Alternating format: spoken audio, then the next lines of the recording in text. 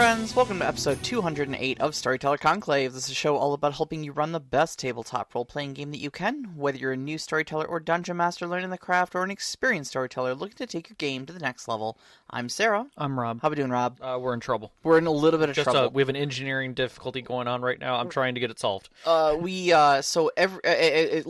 listeners to the show will know we always have a pot of tea sitting here between us, and there is a little, wire and wicker handle that attaches to the ceramic teapot that is, removed so that the teapot can be cleaned and the wicker doesn't get wet and warped and whatnot. We did not put it back on the teapot, so now we have this teapot that with no handle, and we have no way of pouring our tea, so we're, busily texting Vicky upstairs to, can you bring us the handle real quick, please? We just got help. And we got a few minutes while it steeps anyways, so yeah. So hopefully, A, she sees the messages, and B, we get the help that we need. So if the show's a little bit off tonight... There's a clear reason why it will be. Either I'll be burning my hands shortly pouring tea, or we'll get the help that we need, so... We'll get through this, Rob, together. Yeah, exactly. So, we had an interesting weekend. We did have an interesting weekend. Yes. You finished up we figured out it was a 16-year campaign. Yeah. It was, now, not consecutive. Not consecutive. We did have a pretty decent hiatus in the middle of it. But yeah, it was, 06 is when I have the first documented start of it. It was, I'm still kind of numb at how I feel about it. Okay. I definitely feel relieved. Yeah. That I feel mostly relieved that it went so well. That moving over at the end to Blades in the Dark just so that we could wrap things up in a nice, clean way turned out fantastic. It was the right choice to make. From a storyteller's perspective, I was able to let go and just let the story happen and let the players kind of enjoy the moment of the ending, and that meant the world to me, honestly. I was so happy with the way that turned out. I think that the other aspect of it is that I'm still I haven't come to terms with any other parts of it of that it's over. Yeah. The relationship is done. The painting is complete. That hasn't hit me. But I know it will at some point. I'm really busy with work, so that's sitting on my head pretty heavily. Sure. And obviously the show. So the last couple of days have just been a blur of work and lack of sleep. But I think when I hit a pause point and I'm I should probably work on no, my game isn't happening. I don't have to schedule anything. I think I'm going to hit those. Yeah. Those kinds of moments. So I think that's where it's gonna affect me the most. So. Well, you can start brainstorming for your next game. But I already have. I'll dead honest though, I really think I personally think you need to take a break and just spend some time as a player. Sean's game, his Nova Praxis game, the space age transhumanist game that we're playing is going to be scheduled for the 13th of next month. And we're usually on a monthly schedule here, so he remarked to me last night, he's like, hey, all right, we got the game scheduled, good, now I can start having panic attacks every single day between now and then, and I'm like, oh honey, no. Right. But that's normal, that's what you... But yeah, no, I mean, how long I've been storytelling, and I mean, I have a whole damn show about storytelling that, people for some reason listen to. Yeah. And, even driving over to your place on game day, I'll still remark to him, I'm like, I'm nervous, Stage fright. It's just, Robert De Niro gets stage fright, But I also think, especially going back to our previous show about proactive and reactive gaming, there is a certain sense of flip that I will say that a lot of storytellers have where you go through the aspect that there is a sense that you start the gaming in a storytelling sense that is where you're building and you're showing off and it's your world and you're trying to start with where all that sits, and so you're being very active in it. And even at the beginning of acts, if you restart or do something, that can be very I guess daunting. But in the end, it also, if you can move to something that's more reactive to your players' needs, like I did at the end of my game, it makes it so much easier. And because you have so much less prep to do. Yeah. Because they're doing the prep for you, essentially. Yeah, but also you've invested in your own mind to peel yourself back to the point where you're just paying attention to the moving parts on your side, right? Mm-hmm. I always use this term because it really is vivid for me in my mind, and that is your NPC's vectors and velocity, right? You know where they're heading, you know how fast they're going in that direction and what purpose they have. So you know what it would take to knock them off that course or what's not going to stop them. Yeah, sure. And really, once you have that established in a setting that's established where your players are literally adding to the setting while they're talking or reminding you, suddenly you roll yourself back and you're like, okay, it's happening.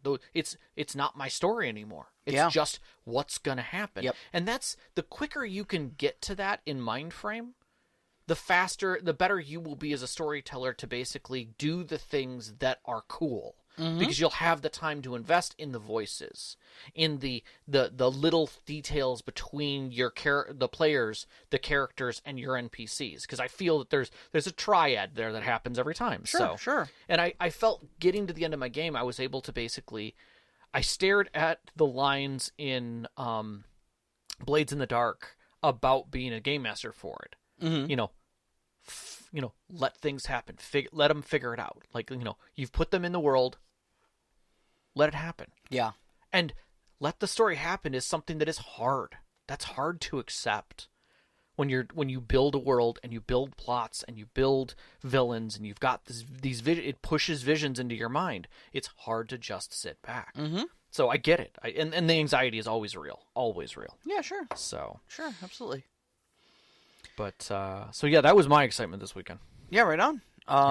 I was a player in your game. Yes. I think it went very well. Yeah. I think your choice to go your entire campaign playing D&D and then, suddenly switch to Blades of the Dark for the very last game session was a bold choice, but I think it was the right choice. D&D for several game sessions had been something that really wasn't vibing with the group in general. No. All of us are very narrative players, and D&D plays more like an elaborate board game, and it's not really something any of us were particularly interested in.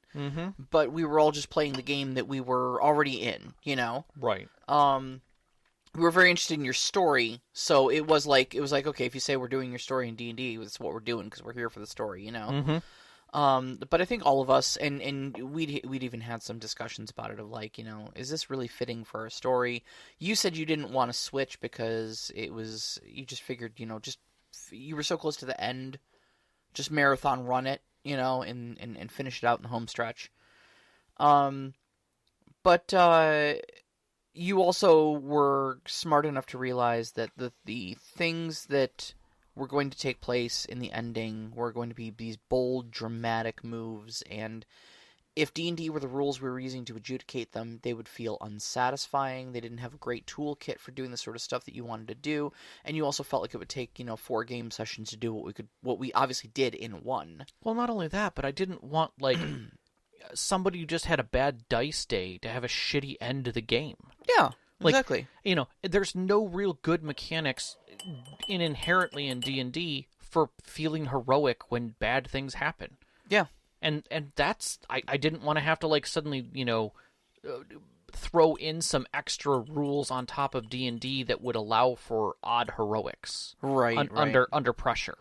Yeah, if your dice suck in D&D, they just suck. Yeah. Sorry, buddy. Yeah, your 20th level paladin can still get murdered by a couple bad dice rolls.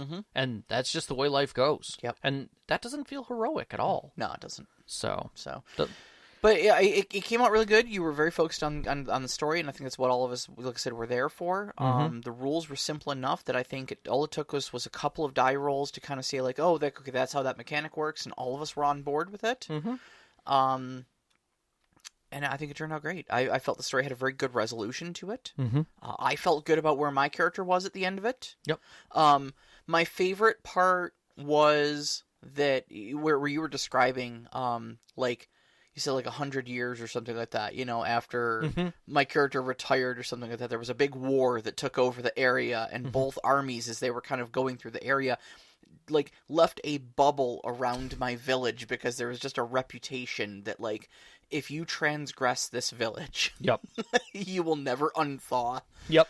And actually, I think it was another player who had mentioned that. Yeah. And brought up that as idea. And that's what I wanted. Yeah. I really wanted, and I even asked that. I was like, what other players here at the table have affected your player? I think our wrap-up almost was better for me than anything else because I was able to listen to you all talk about each other and how you affected each other's characters and how the story affected that. And then that immediately led to the future feelings of like, okay, where was the end? Where's the final moments? And how does that really feel? And it was beautiful watching you guys all tell stories about each other.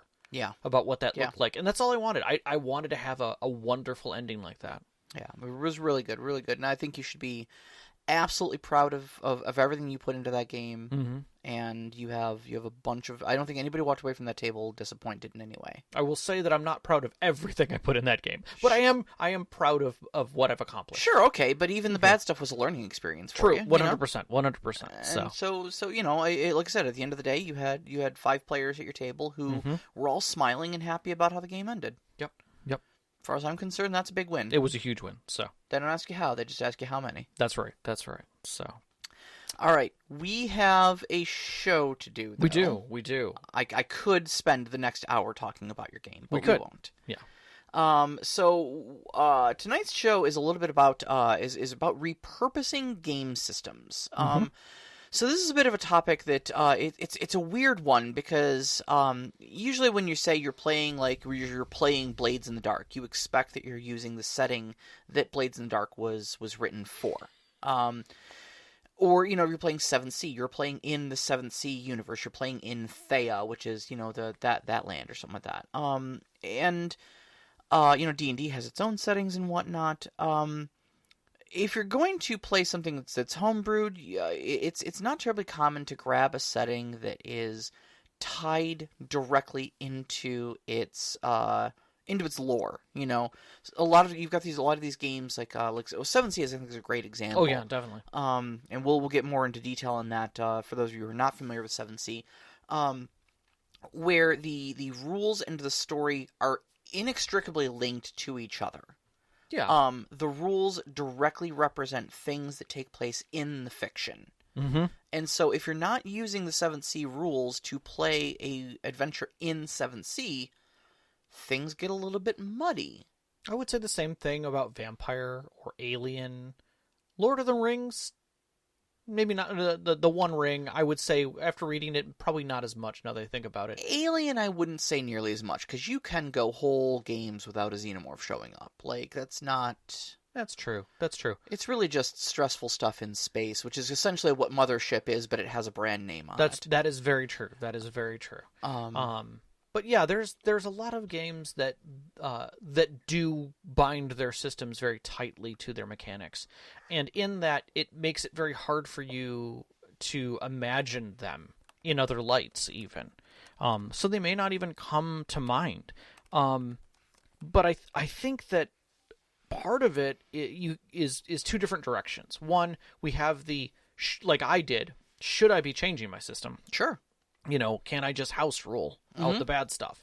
And I think the initial thought there is, well, of course you can, but at the same time, is that really going to help, right? Right. Like in my specific case, I felt that D&D wasn't heroic, right? And I felt that my players weren't be able to achieve their goal because the only way that I could make it feel intense at the end was to ramp bigger monsters and bigger numbers and layer actions and things like that. You had us all set to fight a draken. I did. Basically a Dracolich. Yeah, and a god. You know, like prepared for whatever you guys were going to try and do. And the prep of all of that also comes into play. Yeah. You know, they're on my side of the coin, not just the fact that it's going to take 6 hours to get through one combat. And then how do you balance that to make it feel good at the end? Right. And, you know, yes, there are ways to manage that in a different direction because, you know, D&D is about attrition and gritty realism is a way to get around that. You know, there are some basic rules you're going to be like, yeah, you can't long rest except for in a town in a bed. Yeah. Right? That's you need to be able to clean up and take care of yourself, and you can't do that on the side of a river. Sorry. But I think the biggest thing is that identity crisis of what is really going on. Yeah. Figuring out what the real problem that you're trying to work around is really the big aspect here. And the problem really wasn't that you disliked D&D combat, or that things weren't heroic enough, because really D&D really is a heroic fantasy game. It's exceptionally heroic, but not in the way that you wanted it to be. No. I think what you meant when you said heroic is something like you wanted it to be narrative and fast paced, and you wanted it to be focused on like action and consequence, not nearly as much as pass or fail. Right.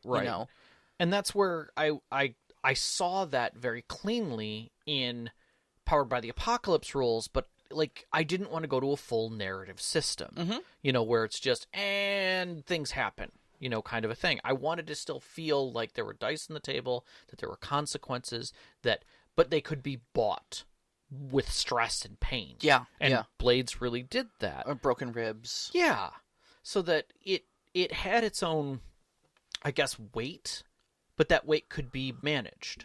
That's one of the things I liked about 7th Sea, was drama dice was something I could give over freely based upon how the narrative was going, how much investment the players were doing. If everybody was sitting back eating chips and rolling dice waiting for me to tell them what they were doing, and they're like, I swing my great sword, I roll my dice. We're playing a board game. Exactly. That's not the same thing. But in this case, my players actively were talking about what their attacks looked like and what the attacks were doing, and we were just waiting for the dice to tell us whether or not that's the way it went, and then letting it flavor it, and that felt so damn annoying. Yeah. The last good fight that I had with you and another player, where it was just the two of you guys finishing up that adventure, felt like a good pacing, but it was 2 players, and it still took forever. Yeah, it did. There was a bit of cat and mouse that went on there, but right. The fun parts of that combat were not the dice hitting the table or the spells that were used. They were the descriptions of what was going on, and then there was like some mechanical paperwork we had to take care of to figure out what was happening. Right. You guys were seriously concerned about dogs. Yeah. Because mechanically, they could do a lot of damage to you guys, but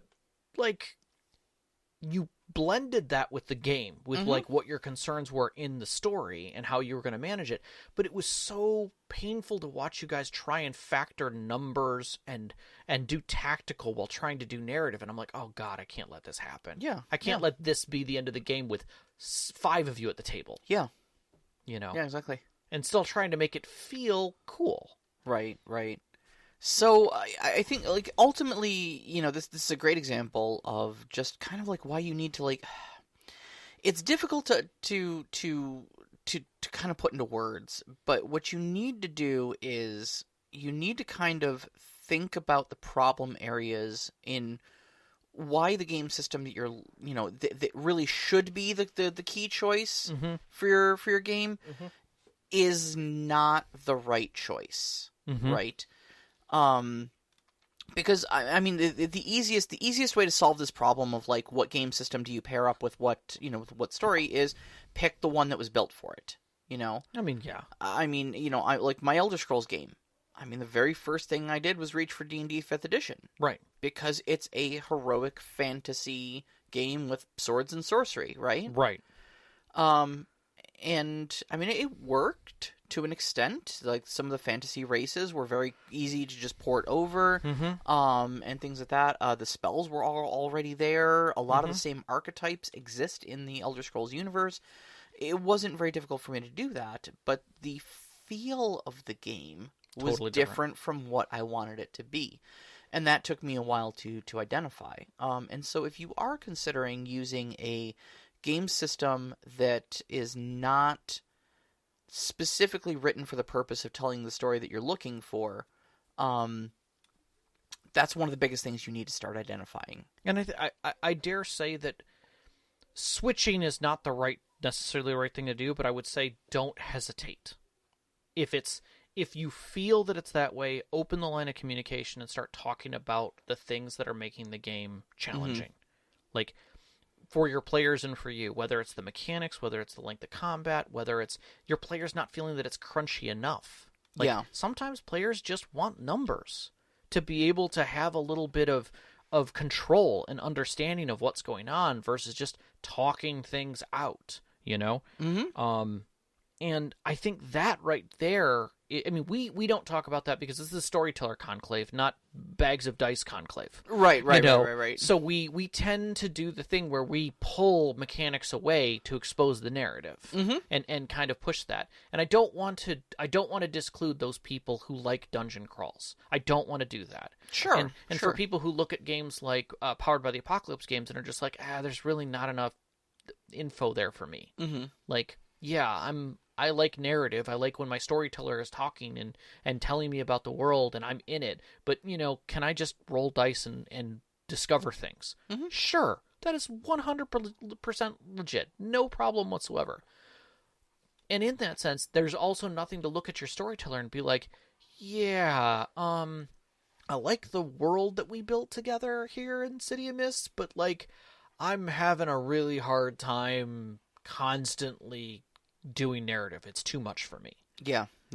I'd like to be part of a story. Could we maybe make this mystery a little different? Sure. And play it in a different system. There's nothing wrong with that. The problem that we often run into, and which is the one thing that I really want to focus on here more so, is you are starting a game and you don't know what the problems are stepping into it. You don't know what even to look at. Like, I remember you, when you were talking about doing the Elder Scrolls game, you were almost set on writing your own system.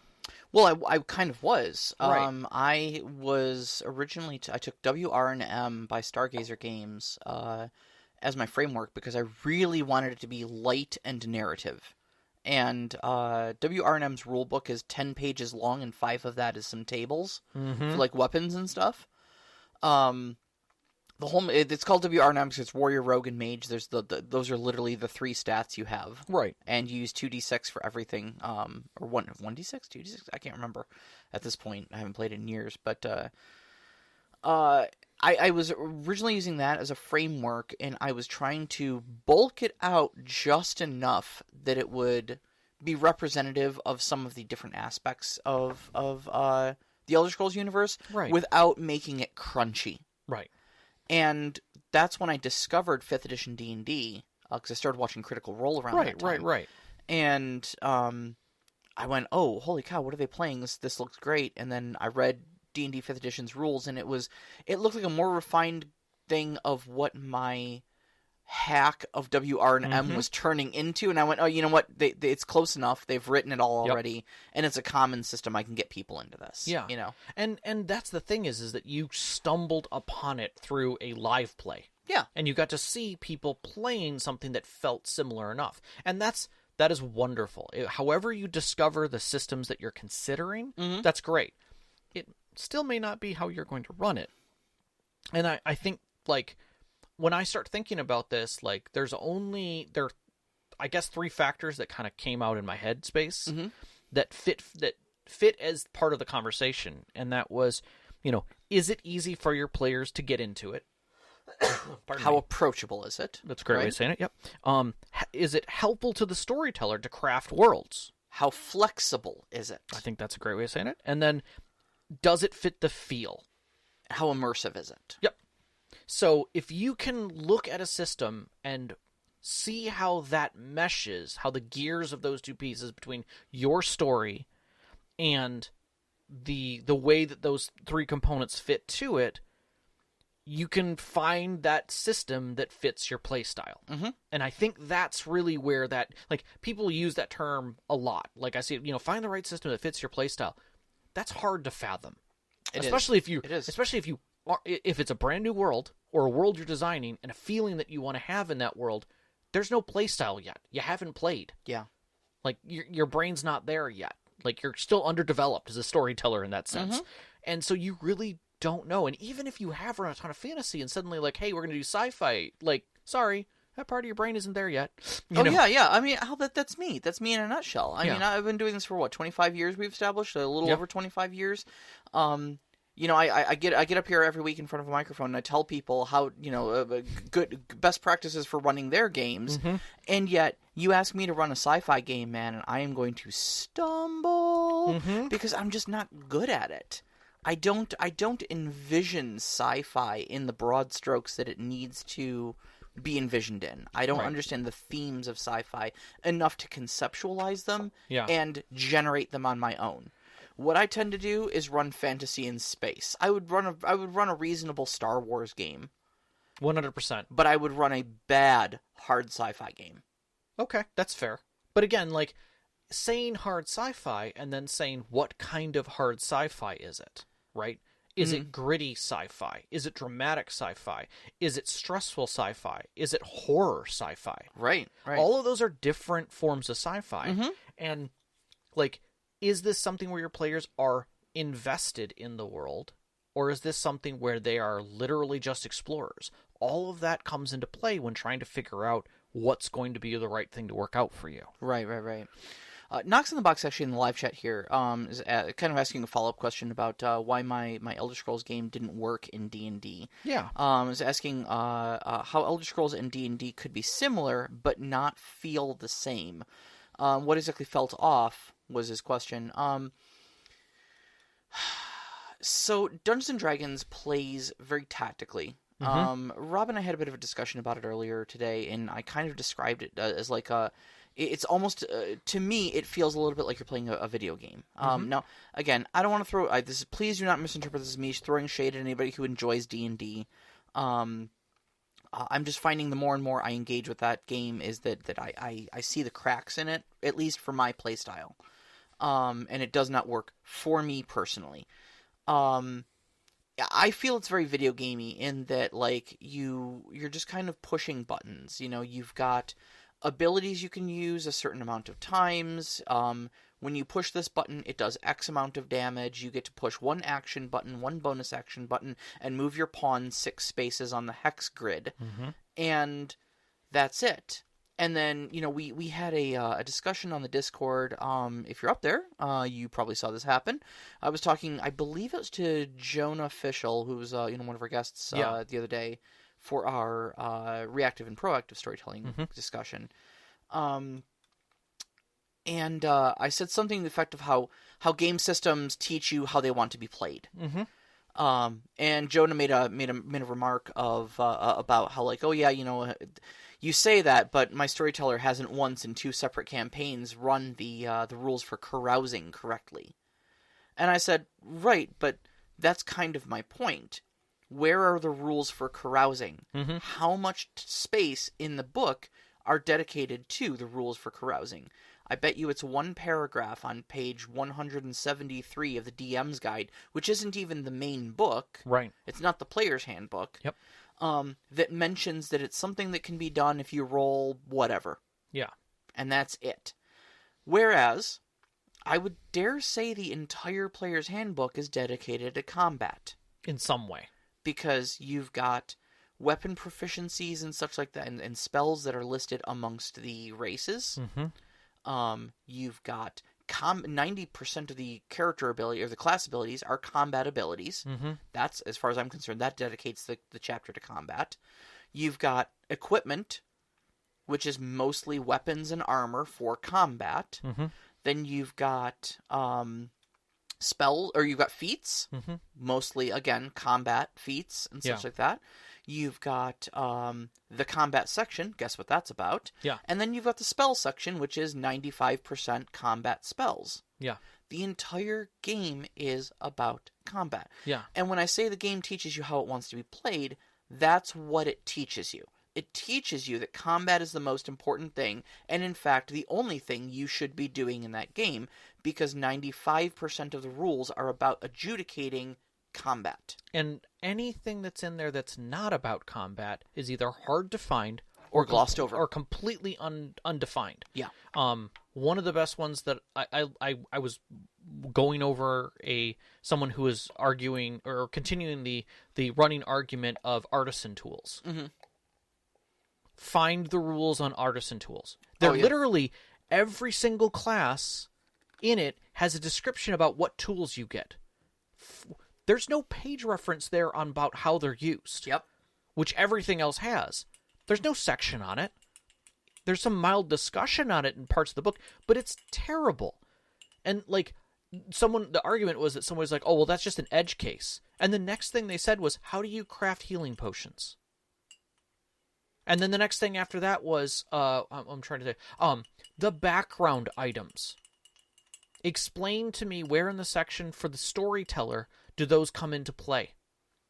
The player makes an active choice with their background of what background items they're going to take. You can take like a broken dagger or something, and it's clearly a hook that they're throwing there, and then that's it. And then they're it's never just gone again. Yeah. It's never brought up that, oh, by the way, the background items that are received, here are some hooks that you could use for those. Sure. Or even just a slight bit of help. Yeah. And there's no references. Yeah. It's not there. So anything that's not combat related is just literally tossed to the side as like, oh yeah, it's just some things, some stuff.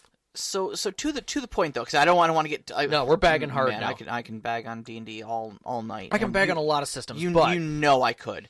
Yeah. But to the question of why that did not fit the feel, right, the vibe of my Elder Scrolls game is because, my particular playstyle is to focus very much on the interpersonal relationships.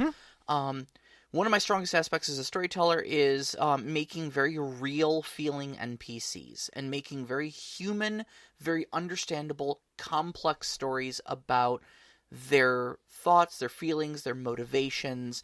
My villains oftentimes, even the really like black villains that are, or black hat villains, I should say. Not the classic trope. The classic trope of the black hat, mustache twirling villain, evil for evil's sake. Like Yorda was. Yes. I mean, Yorda was as bad of a villain as I think I've written in a long time. Even she had some pretty understandable motivations for, why she was doing the absolutely atrocious thing she was doing. Yep. And to the point where when you guys heard the story, you were like, oh God, I kind of get it. I kind of want to side with her. Yeah. I understand her rage at this point. Until you saw, the what she was doing about it, and then you were like, oh, okay, maybe she is the bad guy, Yeah. But that's my strength as a storyteller, is writing those types of stories. And I wanted to allow not only my players the freedom to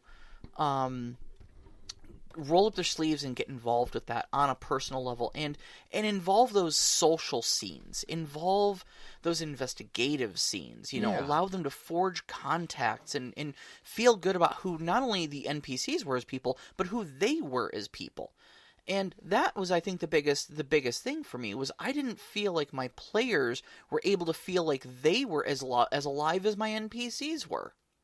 Yeah. There were, like our big dumb fighter was a big dumb fighter. Yeah. And that's all he could be because of how dump stats work, Well, and also the progression was very few choices. Yeah. This is who you are. Exactly. Right. And so, I wanted my players to be able to flesh themselves out and really like be a person rather than being a class. And I don't feel like D&D was allowing me that latitude to allow my players to do that, because you look at your character sheet for cues of what you can do. The game teaches you how it wants to be played. Yep. And when you look at your character sheet and all you see is a bunch of combat abilities, it tells you the thing you can do, the choices you can make are combat. Yep. And related. Yep. And it tells me the same thing as the storyteller. What sort of challenges can I put before my players? Yep. Well, I could put a social challenge out there, but basically all that is just everyone rolls persuasion. Because that's the only tool you've given me to deal with social challenges. Roll persuasion. Yeah. Unless I want to make it a combat. Yeah. And I'm going to pull us back a little bit on this. And then in that sense, like, one of the things that obviously comes out of a discussion of, like, what should I choose, is a lot of people are just like, grab a generic system. Sure. GURPS, Palladium. I did. Savage Worlds is a generic system. Yeah. And run with that. And we're going to say straight out, that is fine. That's fine. There's nothing wrong with doing that. In fact, I will go one step further and say that's probably preferable. Yeah. If you're looking to go outside of the box with the story you're telling in the genre you're telling, you probably do want to grab a generic system. But even in generic systems. But grabbing a generic system doesn't... Yes, grab a generic system, roll credits. Like, that's the end of that discussion. Yeah, we could open up a lot of things about choices in generic systems, because there's a lot of choice there still. Sure. But what we want to talk about is remixing existing systems. Yes. Systems that don't, well, quote unquote, don't belong to that theme or design. Sure. Or setting even. Do you want to play Aberrant, but instead of playing it as superheroes, do you want to play it as Looney Tunes? Yeah. Do you want to play 7th Sea, but in space? Do you want to play D&D, but as tiny fairies? You know, who are living amongst heroes and in a small town? Sure. You know, do you want to basically play Zelda, you know, or the Adventures of Link in the D&D world? Okay, there's nothing wrong with that, but that is definitely not part of the rule set. Like, at least not on first view or anything like that. So how do you make that work? Right. So the first thing we need to talk about is, are we talking about repurposing a system, or are we talking about homebrewing or hacking a system? And what is the difference here? Right. So when we're talking about repurposing a system, we are discussing trying to keep the game system, the rules as they are written, the dice that hit the table, the numbers that are used, the things that are on your character sheet. We're trying to keep that system intact. Whereas homebrewing or hacking a system usually involves a lot of these house rules, a lot of edits, a lot of side things, maybe aspects pulled in from other games and whatnot. Right. To be clear, we want to differentiate that because we are not talking about homebrewing or hacking. No. We are talking straight up about repurposing a system and trying to keep it as intact to the rulebook as possible while changing the setting that it is applying to. Exactly. And so, good examples, 7th Sea has a magic system that is tied, the mechanics are very well tied into it in the sense that it's almost class-like, but realistically, it's the nations. It's the nations. Every nation's bloodline has a different magic tied to it. So in that sense, it's hard to be one of the others without being blooded in that direction. And it's bonded with the system. Yeah. You know, the names of things are bonded with what they are. Porte is French.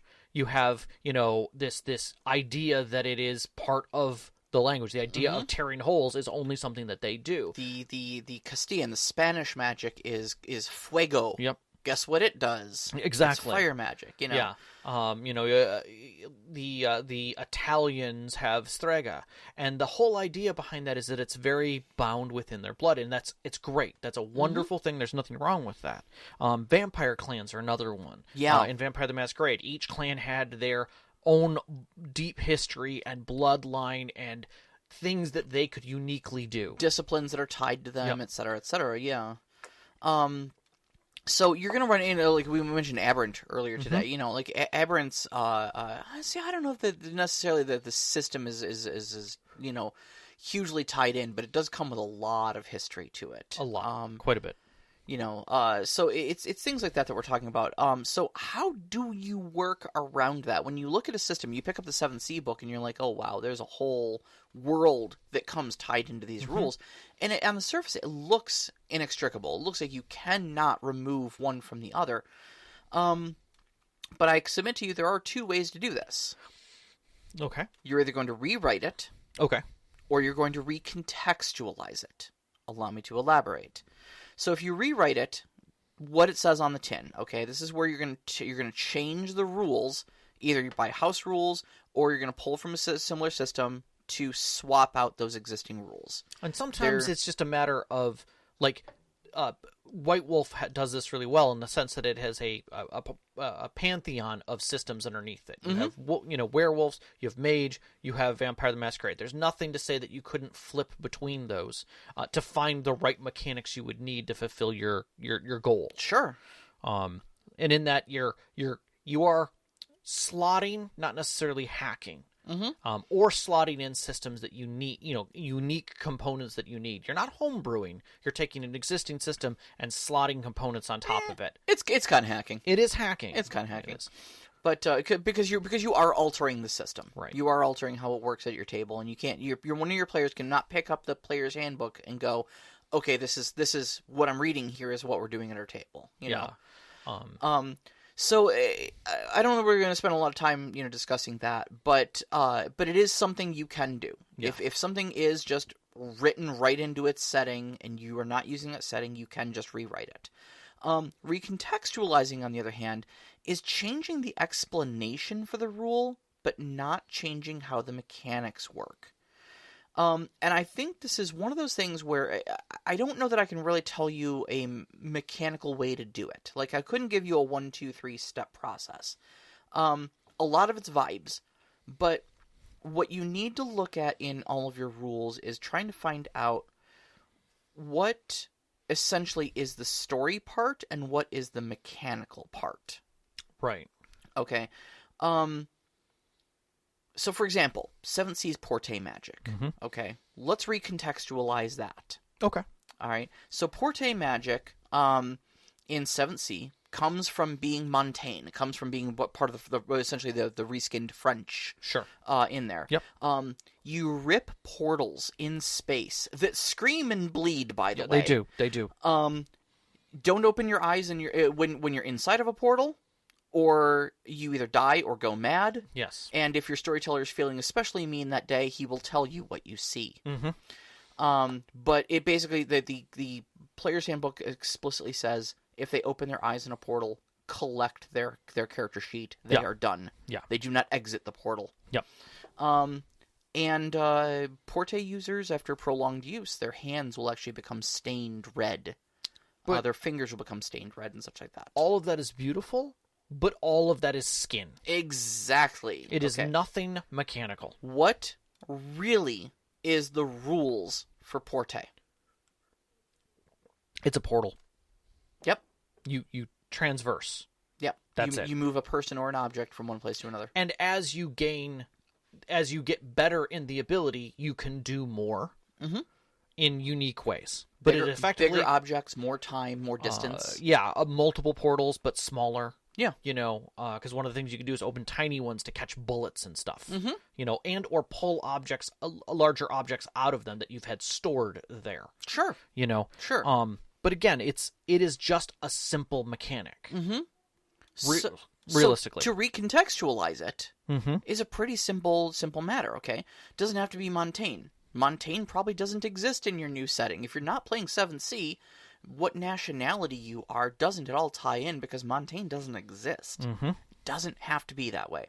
Portals can be anything different as long as they allow for crossing distances within their specific uses. Mm-hmm. Okay? Is there any reason why Porte magic cannot be, in a sci-fi setting, a small range, like portal gun sort of thing that I've used? Alien tech. Alien tech to open translocation portals. No, doesn't have to be. And honestly, everything about the horror aspects of it can be changed, ignored, whatsoever. Well, I mean, automatically my brain starts shifting to other things that I could do with that really easily. Yeah. There's nothing to say that it couldn't have just been the only thing that only this alien race can do it. Mm-hmm. It's their special ability. Or only these types of robots can do it. That's their special ability because they figured it out. Sure, if you want to keep its exclusivity, sure, absolutely. And if you want to do that. Secondarily, on top of that, you can still keep the chaos of going through a portal. Warhammer did it really well. Yeah, the warp. The warp is, and that's a common theme. Mm-hmm. But it's to say that it is a specific thing, and that's fine. There's nothing wrong with carrying that. But again, that's not a carried mechanic that's mechanical. That's storycraft. Yeah. That's doing all of that for you.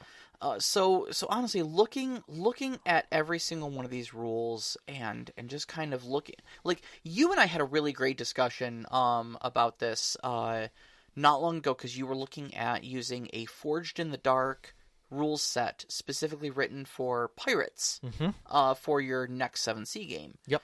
And I remember you kind of sighing and going like, yeah, I might do this, but it's going to take so much rewriting for me to make it 7C. And I went, like what? And you said, well, first off, like, all the nationalities are different. And I went, okay, so that's names. Mm-hmm. Names of places. Cool. that has no mechanical bearing on it whatsoever. Next, what's up? And you're like, well, the magic. And I'm like, so? Does there anything say you have to use the magic out of the 7th C First Edition Player's Handbook? Nope. Does it provide you with magic? Yes. Is it ocean-based magic in the Forged in the Dark setting? Yes. Is it cool? Yeah. Is it something that pirates in a magic-based seafaring 7th Sea setting would want to use? Yeah. Okay. Leave it. Yeah. The other part of it... You can call it whatever you want. Well, even to go to a degree, if I had players who were very still interested in playing specific nationalities and their abilities, like someone's like, hey, I really want to do this, there is nothing to say that I can't just take down the level of mechanical aspects that there are in 7th Sea. Yeah. I mean, literally, it's a narrative game. I don't need that many mechanics to say you opened a portal. You don't. You roll some dice. It tells you that you did the magical thing you were doing. It's an ability. That's it. That's simple. Reskinning is fast. And that's, I think, the beauty of going from a very mechanical heavy system, something like D&D or something where it's like, oh, I have all of these rules for how I can cast fire. Whether it's shooting out of my hand, or bolts shooting out of my hand, or a giant fireball flying through the air, or a wall of fire that I'm doing, all of that has different rules and different dice and all of these things. But at the end of the day, did you cast the magic? Yeah. Did you do it well? No. Okay, so there's a consequence. Sure. Done. That's simple. It's over. Like, the system dictates, the new system that I'd be using, which in this case is Forge in the Dark, dictates that I don't need mechanic-heavy stuff. And that's a blessing. So, on the side note of this is that if you are looking to recharacterize your setting into a new rule system because you want things to be a little different, there is a strong sense that if the story is important and your players like story, don't go to something more mechanical. Yeah. Go to something less. Yeah. Because you will find it easier to contextualize things into it. And that's actually a great segue into our next point here. And that is, does this need to be a rule? Yeah. I mean, that is a solid question to ask. Yeah. If you can get away from stacked, layered rules, your players will move into a more creative narrative sense. Well, every rule is something your players need to know. Yeah. Is something your players need to keep track of. And especially if you are homebrewing these things and adding them into your setting, then these are things that are technically unaccounted for. Okay?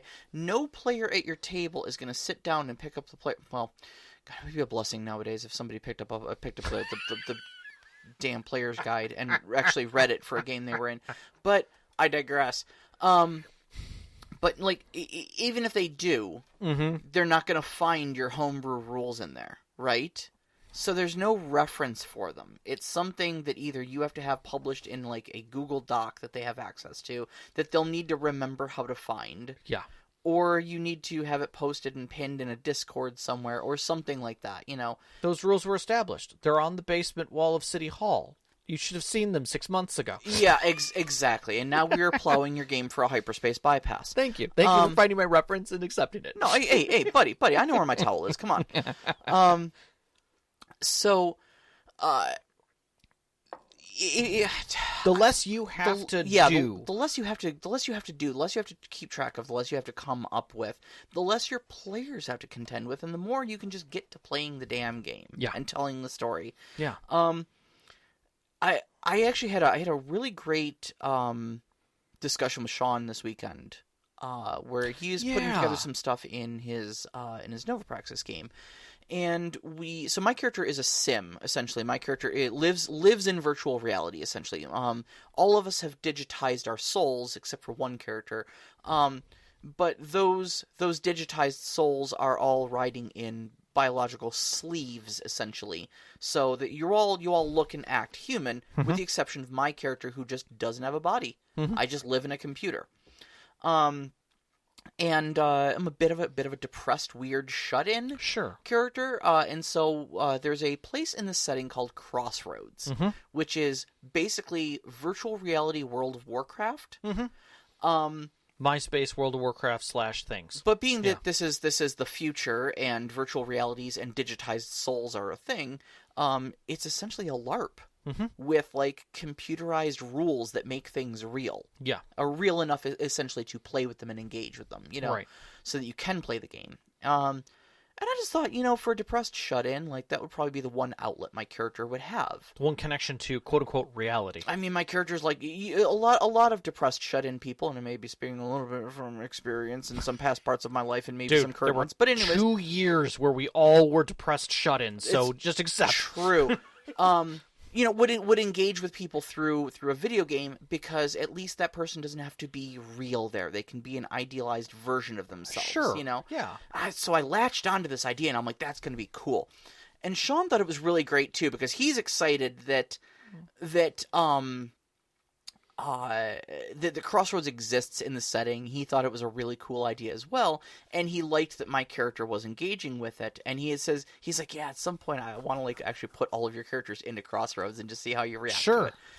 Just as a fun little aside. And then he starts musing. He's like, I don't know what rules I want to use for it though. If I want to use the Savage Worlds rules, or if I want to have like alternate character sheets for what your characters are in Crossroads, or if I even want to go that far, if I want to just use something light and fast like W, R, and M since it's a fantasy setting and stuff like that. And I kind of went, don't make rules for it. You don't need rules for it. And he's like, well, I want to. And I'm like, Sean, are there going to be any consequential tests that will determine the shape of the narrative in a meaningful way that will happen in Crossroads enough that you need to make alternate character sheets or use an alternate system for that a shooting or fighting or persuasion roll or whatever from our Savage Worlds sheets will not suffice for? And he went, oh, well, no, I guess not. And I'm like, that's your answer. Yeah. Does this need to be a rule? No. Yeah. You don't need to change it. It doesn't need to be homebrewed. And I think it's a unique thing, sure. Oh, yeah. Without a doubt. I've never run across virtual reality LARPing before. I think it's great. I think it's a great idea. It's a game within a game within a game. So meta. So meta. But the other part of it is much like what I had to do, which was I looked at the Blades in the Dark system and saw a bunch of systems, like factions is a big part of the system, and how the clocks and stuff work for those. And I literally just said, chop. I don't need that. I looked at it. I was like, oh, I'm going to have to make a map of where things are at and how you guys have leveraged things and whether those factions have weight. And I was like, no, stop, Rob. Don't. We don't need to do this. We don't need to include those rules. Yep. And I just chopped it away. Yep. They're cool. Don't get me wrong. Oh, they're very cool. But for one session, and I think that's the other aspect of this is... What's the scope of your game? What's the scope? I mean, if your game is literally going to run at Gen Con for 4 hours... You don't need a map of the city and need to know what every faction is doing. No, you need props maybe to help people feel invested in the game immediately, but that is all flavor. Yeah. Get them playing as quickly as humanly possible. Tell your story. Enjoy it. The moment. Only write what's on the other side of the mountains if your players are crossing the mountain. Right. And if they're not even going to get close to it, stop it. Yep. All good video game designers already taught you don't put graphics on the back side of the object. It's called backface culling. You can look it up. Yep. That's right. That's a thing that is true. Mm-hmm. So, realistically, when you're thinking about doing this, remember the reskinning aspect is something that's important to look at the system you're going into, but don't go beyond that. Mm-hmm. Unless you absolutely need to. Feel free to chop things away or just set them to the side until they're needed. Mm-hmm. And then go, okay, I do have some rules for that. Mm-hmm. And like we always say, make a house rule at the moment and just say to everybody, this is the moment that we're using this. I'm going to look this up between sessions. Yeah. And you can always say, I did that wrong. You could do that in any systems and say, like, this is what we're going to be doing. But be consistent. That's it. Yeah. And keep to the theme. Keep to your play style. That's the big thing. And the play style is everyone at the table. The you in this is the table. Because it could change. 2 months into a game, that you guys have been playing every week, and your players might be, like, super narrative, and you've got this super crunchy system because you thought it was cool, and so did they. But now they're like, this is taking too long. Can we kind of like, trim this a little bit? Mm-hmm. Sure. Change the system. Who cares? Yeah. Give them new character sheets. Go to town. Whatever. Mm-hmm. Be flexible, and your games will get better. Yeah. Yeah. That's my big point behind this. My last parting piece of advice here is kind of still along the rules of like, does this need to be a rule sort of thing? Yeah. Is sometimes when you're trying to adapt an existing IP, Sean and I have had a little bit of experience with this because I adapted over Elder Scrolls. He's been attempting kind of on the side for a while now to adapt over Wheel of Time. So we've actually had a lot of long discussions about, because he really likes the sword mastery and he likes channeling, which is a very unique sort of magic system to the Wheel of Time. Okay. And then of course, like I said, I converted over Elder Scrolls to a gaming system that was, and that's converting from not a book but a video game. So we've both kind of run into the same sort of hurdles here, and the common trap is trying to make rules to duplicate how it worked in the source material. Yes. Okay, and oftentimes those rules are unnecessarily complex. Yeah. Okay. And so I want to just don't fall into these traps here. Like, consider that you are trying to come up with a unique set of rules to describe what is either a video game mechanic designed to keep you playing and engaged, or a book or movie scene that the author or director probably didn't give much more thought to than wouldn't it be cool if. Yeah. Okay? And here you are trying to come up with complex math to describe how exactly that thing happened. 99% of the time, your existing rules are enough to describe what you're doing without going into whole new mechanics. Use what is already there. I agree. There's been a number of times when I've seen people gone into ridiculous discussions about transposing book to game. Yeah. And we see it all the time in movies. Like, even the D&D movie, they were trying to make scenes work out to the mechanics of the game. Mm-hmm. And they were upset in some cases because this shouldn't be happening that way. It's not even the same media, people. Right. And heck, vice versa, too. The old uproar of, like, the druid wild-shaped into an owl bear. Oh, my God, that's not actually on the approved wild-shape. Like, calm down, people. Yeah. It's a movie.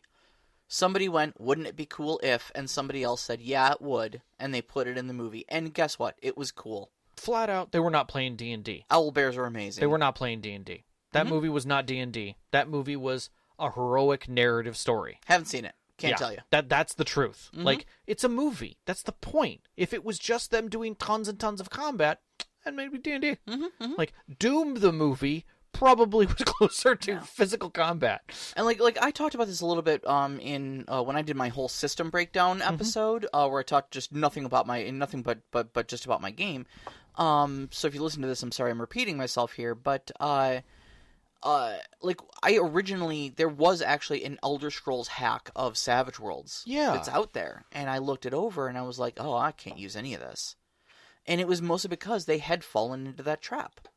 In Elder Scrolls, like, your destruction magic, your transmutation magic, your conjuration magic, they're all separate skills.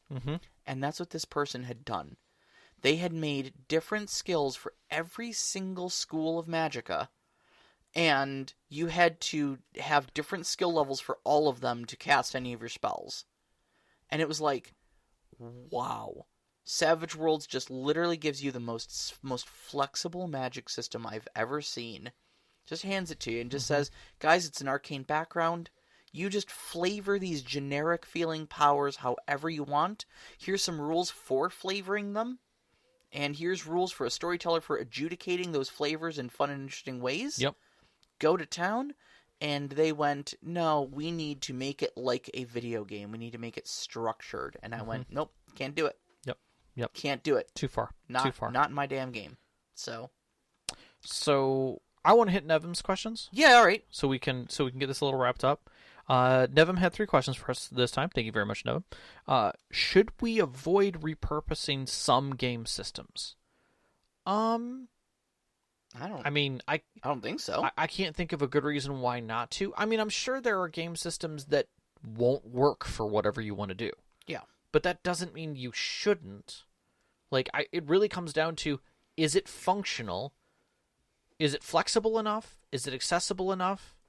And is it immersive enough? Yeah. Is it immersive enough? Does it fit your play style with your players? Fit your what's the word? Idiom, sir? Yes. Idiom, yes. My particular idiom.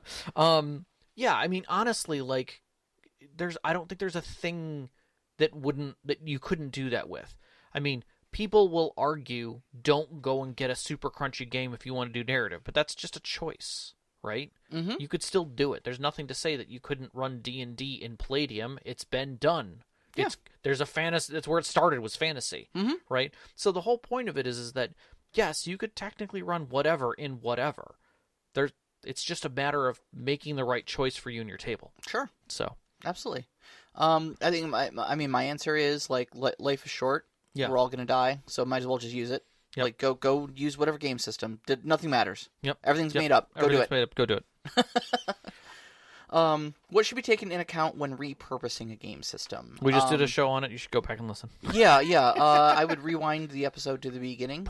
Maybe skip the first 10 minutes. I would say you need to rewind about 25 minutes. 25 minutes. 25 minutes, you should be good. So you'll get the husk of it. Yeah. Yep. And repurposing a game system, should we take all the systems or only part of it? That's really that is entirely a vibes question. I can't tell you what to take of the system because I don't know what story you're trying to tell with it. I agree with that statement. My caveat addition to it is this. When repurposing a game system, always start with the core. Get that taught and understood. Then, as needed, add the rest of the components. Mm-hmm. Don't just assume you have to do the whole thing. Because the moment that you, as a storyteller, invest yourself into learning and developing the whole thing, like, in my case, Blades in the Dark, like, I don't need the faction system. I didn't. It was not part of my story. Sure. So I just didn't learn that. In fact, I didn't even look at any of the other player cards and action abilities of anything that I wasn't using. Just the whole cloth, throw them right out the door. Good. Didn't care about death even in my game. Because that wasn't how I was going to deal with it anyways. Right. So that went out the door. So literally like a bonsai tree, I clipped it until it fits what I was needing to use for. But it doesn't mean that I threw those pieces away. I set them to the side, just said we're not using those until we need them. Yeah. That's the way I would look at it. Now, the only caveat I'm going to throw on here is if you're trying to repurpose a system, be conscious on a high level of how much work you're doing to repurpose it. Okay? If you are like, I'm going to repurpose 7th Sea or whatever. Sure. And, 5 weeks later, you have this duct tape hacked Frankenstein's monstrosity of a 15-page Google Doc of house rules and edits and stuff like that you've made to it. Maybe you should look for a different system that fits a little bit better so that you don't need to perform major surgery, graft on other systems, rewrite whole sections of the book and stuff like that. Like, I understand that the impulse to make something your own and try to tell a unique story with things, but at a certain point, I would get online. I would go to like r/RPG, and I would just ask, like, guys, is there a system that does this? Because chances are there is already a game system or 2 or 3 that does the thing that you're trying to do, and maybe the 5 weeks worth of work of Frankenstein's monstering the system into a workable solution for you is just work you didn't have to do. I agree with all of that. And my facial expressions that you were clearly seeing was a brilliant little light bulb that went off in my head. There was a movie called The Pentagon Wars about the building, about the design, implementation, committees, and the final product of the Bradley fighting machine. Okay. It is a debacle from beginning to end because there was a very specific purpose for the Bradley at the beginning. And by the end, they wanted it to be able to do anything. And it clearly could not. Well, yeah. But that whole journey is a lot of what we're talking about. It's that idea that you have at the beginning of like, what is this going to be? It's going to be light. It's going to be easy. It's going to get us in and out of things. It'll be the most greatest thing ever. And then somewhere along the lines, you're like, what if we put a tank cannon on it? What if it could deflect other tank rounds? Well, sir, it wouldn't be light or fast anymore. Exactly, and that's the kind of crap that happens in this. What if we could make it deflect tank rounds and be light and fast? Sir, I'm not certain those things. Make it happen. It's like, let's try that. And like, that was the whole thing, is that your brain goes through those exercises as you look at a system, and suddenly you've got that duct-typed monstrosity that cost you hundreds of hours to try and get through. And don't do that to yourself.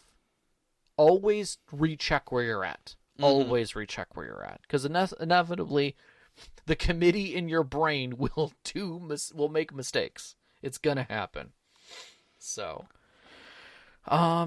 do you have anything else you want to add? I think I am spent on this topic. I think I'm good, too. All right, so next week's topic is going to be the first Wednesday of the month of May. Yeah. So we're getting into our Storytelling 202 as we do the first Wednesday of the month for this year. We're going to be talking about multifaceted encounters. So what we mean by that is like when we're talking about encounter design, we often break them into simplest archetypes. Like they're combat encounters, or they're social encounters, or they're chase encounters, etc. But do our encounters necessarily need to be one of those categories? And you do a really good job of this already, and we've kind of discussed it when we did our encounters episode, where you'll have some people going and do a social thing, and you'll have some people going and doing another thing. This is kind of like the worst of those situations as well put together. Like, the boat is being attacked, so someone better be fixing it while we're fighting, while we're sailing. Yeah, exactly. So what do those sort of hybrid encounters look like when you're kind of mashing like combat with puzzle solving, or search and discovery with a social encounter, Or, like the end of the Mummy, you've got a bunch of different players, and you want them all to feel part of it. Exactly. What can you do to make that feel good?